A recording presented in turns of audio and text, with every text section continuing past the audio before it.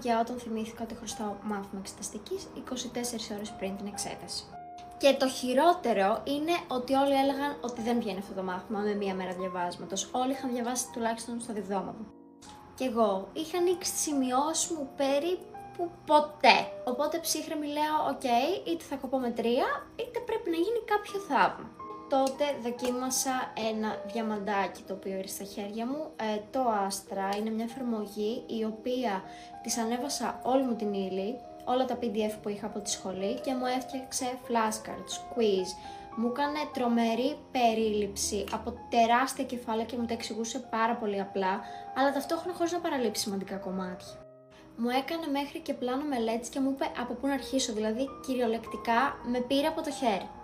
Επίσης θυμάμαι ότι είχα ξεκινήσει τα quiz και πράγματα που πίστευα ότι ξέρω με ξεφτύλισε, δεν τα ήξερα καν.